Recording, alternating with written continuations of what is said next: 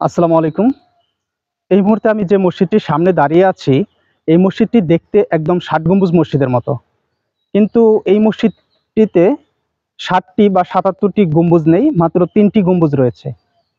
তবে লোকমুখে শোনা যায় এই মসজিদটি ৬০ গম্বুজ মসজিদ যে সময়ে নির্মাণ করা হয়েছিল, ঠিক সেই সময়েই নির্মাণ করা হয়েছে। স্বয়ং খান জাহান আলী নিজেই এই মসজিদটি নির্মাণ করেছেন বলে জনশ্রুতি রয়েছে। আপনারা দেখতে পাচ্ছেন যে একদম ৬০ গম্বুজ মসজিদ যে কালার, যে ডিজাইনের, এই মসজিদও কিন্তু প্রায় তেমনই দেখা যাচ্ছে। আপনাদেরকে আমি ঘুরে ঘুরে মসজিদটি দেখাচ্ছি। মসজিদটি কিন্তু দীর্ঘদিন একদম মাটির নিচে ছিল, যেটা ৯০-এর দশকে বাংলাদেশ সরকারের তত্ত্বাবধানে প্রত্নতাত্ত্বিক অধিদপ্তর খনন করার মাধ্যমে এই মসজিদটির সন্ধান পায়। মূলত এখানে একটা ঢিবি ছিল খুব উঁচু। তো তখন থেকেই ধারণা করা হয় যে এই ঢিবির ভিতরে হয়তোবা কোনো কিছু আছে। ঠিক তখনই মূলত এই মসজিদটির উদ্ধারের জন্য খনন কার্য শুরু করে এবং পরবর্তীতে এই মসজিদটি সন্ধান পায়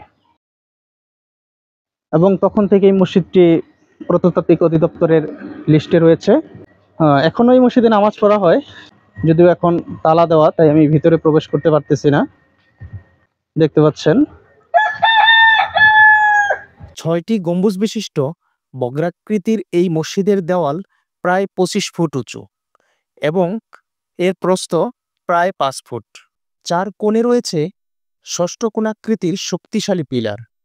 ভিতরে আছে টেরাকোটার অলঙ্কৃত ৩টি মেহরাব ও কোষ্ঠী পাথরের ২টি মিনার।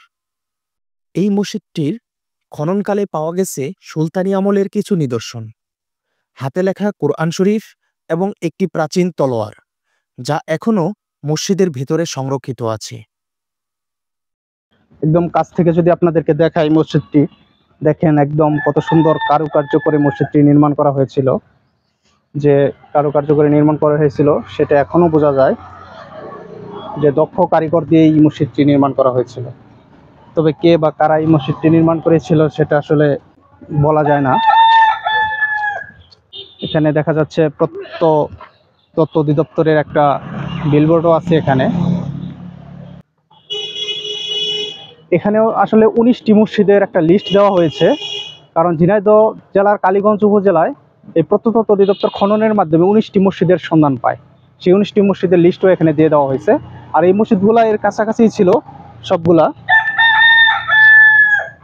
মসজিদের পাশে একটি পাঠাগার রয়েছে, সেখানে হয়তোবা কোনো বই রয়েছে এবং পাশেই অজুখানা আছে, টিউবওয়েল আছে এবং পাশে একটি বিশাল বড় দিঘি রয়েছে। আপনারা দেখতে পাচ্ছেন এই হচ্ছে সেই দিঘি। এখানকার যে অত্যাচারী শাসক ছিলেন, অত্যাচারী জমিদার ছিলেন, তিনি তার প্রজাদেরকে গলা কেটে এই দিঘিতে ফেলে দিতেন। তখন থেকেই এই দিঘিটির নাম হয়েছে গলাকাটা দিঘি। আর এই দিঘিটি এই মসজিদের পাশেই অবস্থিত। ধারণা করা হয়ে থাকে এই দিঘির নাম অনুসারেই মসজিদটির নামকরণ করা হয়েছে গলাকাটা মসজিদ। আপনারা যদি ঢাকা থেকে এই মসজিদটি দেখতে আসতে চান, তাহলে ঢাকার কল্যাণপুর, গাবতলী বা গুলিস্তান থেকে বা ছায়দাবাদ থেকে সরাসরি ঝিনাইদহ আসতে পারবেন। আর যদি আরও সহজে আসতে চান, তাহলে যশোরে আসলে যশোর থেকে খুব সহজেই কালীগঞ্জ আসতে পারবেন। কালীগঞ্জের ১২ বাজারে পৌঁছাতে পারবেন। গলাকাটা মসজিদ শুধু একটি প্রাচীন স্থাপনা নয়, এটি আমাদের গৌরবময় অতীতের এক জীবন্ত সাক্ষী। ভিডিওটি কেমন লাগলো অবশ্যই কমেন্টে জানাবেন। আর ভিডিওটি ভালো লেগে থাকলে চ্যানেলটি সাবস্ক্রাইব করতে ভুলবেন না। এরকম আরও নতুন নতুন ভিডিও পেতে চ্যানেলটি সাবস্ক্রাইব করে বেল আইকন বাটনটি ক্লিক করে রাখুন। নতুন ভিডিও আপলোড দেওয়া পর্যন্ত সবাই সুস্থ থাকুন, ভালো থাকুন। আল্লাহ হাফেজ।